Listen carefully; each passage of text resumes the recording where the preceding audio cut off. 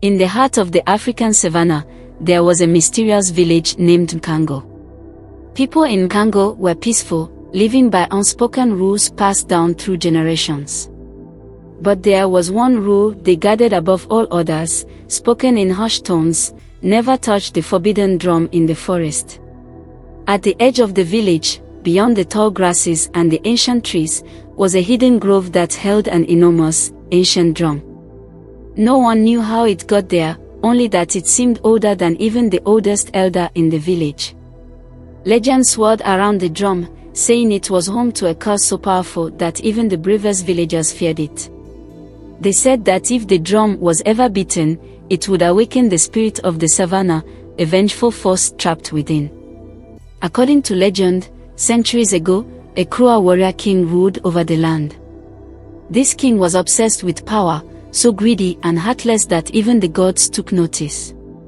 As punishment, they cursed him, turning him into a spirit bound to the drum, forever trapped. The villagers claimed that he lay dormant, but any careless or curious soul could unleash his fury with a single beat. Over the years, travelers, adventurers, and strangers in the night had disappeared, their last moments marked by the sound of a single, low drum beat echoing in the distance. One evening, a young boy named Kano overheard the village elders recounting this legend by the fire. Kano was known for his wild curiosity and his love for exploring the unknown. Unlike the others, he was unafraid of the old stories. In fact, he found them exciting. The forbidden drum was all everyone talked about, and he was itching to see if the tales were true. What if it's just a myth, he thought to himself. What if there really is no spirit? That night, as the stars blanketed the sky and the village fell silent, Kano snuck out of his hut.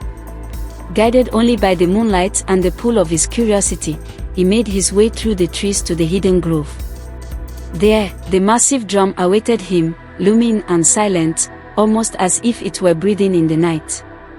Its dark, polished surface shimmered faintly under the moon, drawing him closer. Kano's heart pounded, but he ignored the fear creeping up his spine. With trembling hands, he reached for the drumsticks lying beside it. He struck the drum.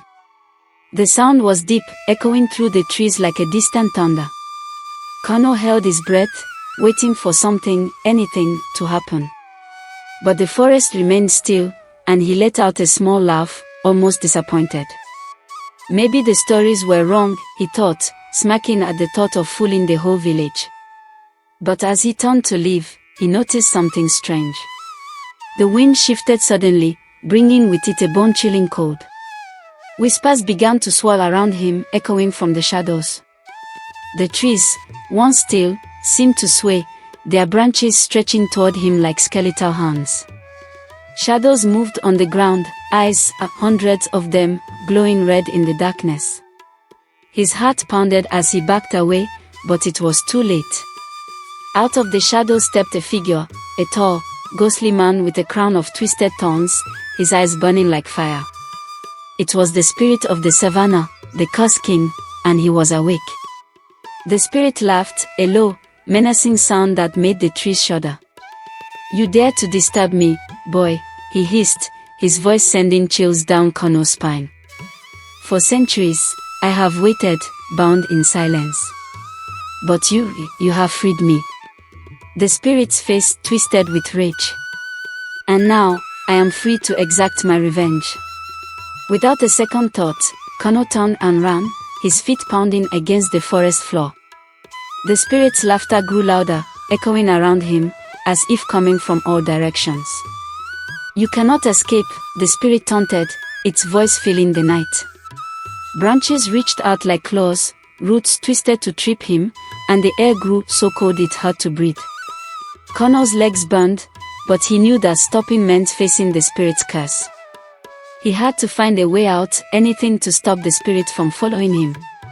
Suddenly, Kano remembered something his grandmother had once told him, "To undo what has been done, you must silence the drum." The words rang in his ears, filling him with a tiny spark of hope. Desperate, he stopped, turned, and faced the drum. The spirit was closing in, reaching out with a hand that seemed to stretch through the darkness. With all his strength, Kano grabbed the drumsticks and struck the drum again. The sound reverberated through the forest, shaking the trees and piercing the night. The spirit let out a scream, its form beginning to flicker, as if it were being pulled back toward the drum. Kano held his breath, hoping this would be enough. But the spirit's voice grew stronger, its form solidifying again.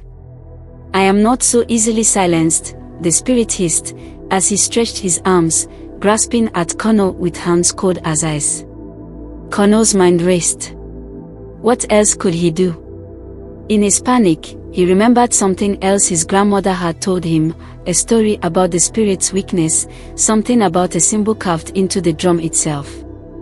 He looked closely and saw, faintly etched along the drum surface, a symbol he recognized, a broken chain, the ancient sign of release. Realizing what he had to do, Kano used the drumsticks to scratch at the symbol, breaking the chain symbol further. As he did, the spirit's form began to distort, its strength fading as if it were being drained. The spirit let out one final, ear-splitting scream before it was sucked back into the drum, its red eyes fading, its laughter replaced by silence. The drum, now broken, began to crumble to dust, leaving only a faint echo of its final beat. When the villagers awoke the next morning, they found Kano lying near the forest edge. His hair had turned white, his face pale as he whispered the story of the forbidden drum. No one doubted him, for they saw the fear in his eyes and the ashes left behind in the forest clearing. From that day on, the villagers spoke of the drum only in hushed tones. No one dared go near the grove again, and Kano became a reminder that some legends are best left undisturbed. And every so often, on a quiet, windy night, the villagers would swear they could hear it, a faint, ghostly kadum, like a warning from the spirit of the Savannah himself. Would you have dared to strike the forbidden drum? Let me know in the comment section, and be sure to subscribe for more mysterious and spine-chilling African tales.